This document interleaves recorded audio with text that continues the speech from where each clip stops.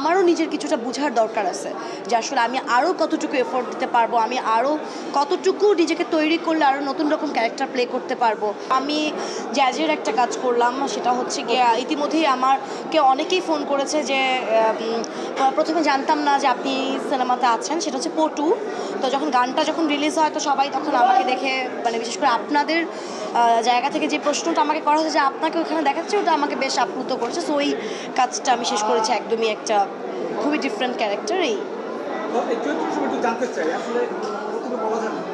না, চরিত্র সম্পর্কে কি এটা একদমই আমার তো আসলে চরিত্র মানে বিভিন্ন রকম চরিত্রে কাজ করতে আসলে ভালো লাগে, এটা হচ্ছে প্রথম বিষয়।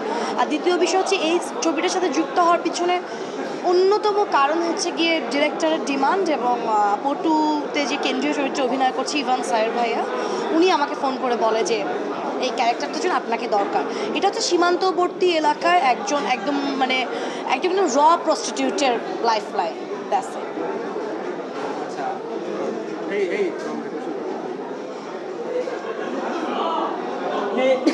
নাটক করছেন, তারপরে ওটিটিতে কাজ করছেন, সিনেমাতে কাজ করছেন, আসলে কোন মাধ্যমটাকে বেশি আপনি প্রিফার করেন? আসলে সত্যি কথা বলতে কি যে আমি যতটুকু যেই জায়গাতেই কাজ করি না কেন, আমি প্রত্যেকটা মাধ্যমকে একই রকমই রেসপেক্ট করি, কারণ প্রত্যেকটা মাধ্যমই কিন্তু আমাকে আপনাদের সামনে বিভিন্ন রকমভাবে উপস্থাপন করে। তো কোনোটাতে ভালো লাগছে, কোনোটাতে খারাপ লাগছে, এইটা আমি একদমই যে বলার জন্য বলছি বিষয়টা একদমই এরকম না। আমি প্রত্যেকটা মাধ্যমে কাজ করার জন্যই খুবই উৎসাহী, প্রত্যেকটা মাধ্যমের প্রতি আমার অসম্ভব শ্রদ্ধা। আমাকে নির্মাতারা যে জায়গায় মনে হয় যে পারফেক্ট উনি এটা করতে পারবে, সেই জায়গায় তারা আমাকে প্রেস করে আর আমি করার চেষ্টাটুকু করি, এইটা।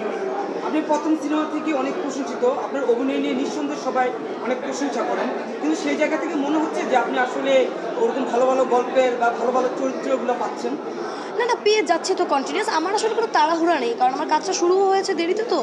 তো আমার কাছে মনে হয় যে অনেক রকম চরিত্র আসবে, হয়তো বা এত চরিত্র আসবে যে সিনেমা করার জন্য আমারই সময় থাকবে না।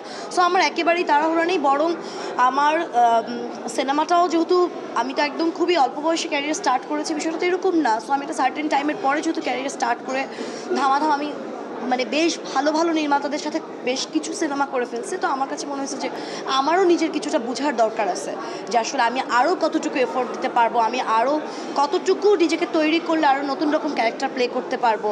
তো এই জন্য আমার আসলে ক্যারেক্টার নিয়ে আমার কোনো তাড়াহুড়া নেই যে হচ্ছে না, হতাশা বা এগুলো নিয়ে আমি একদম ভাবিই না আসলে। এটা তো আসলে এক একটা ক্যারেক্টারে আমার কাছে মনে হয় এক এক রকম। আর আমার ব্যক্তিগত প্রিপারেশনটা যেটা হচ্ছে, আমি জিনিসটাকে খুব ভালোভাবে যতটুকু স্ক্রিপ্টে থাকে বা স্ক্রিপ্টের বাইরেও আমি আসলে বুঝে নেওয়ার চেষ্টা করি, আমার মতন করে আমি যতটুকু বুঝি।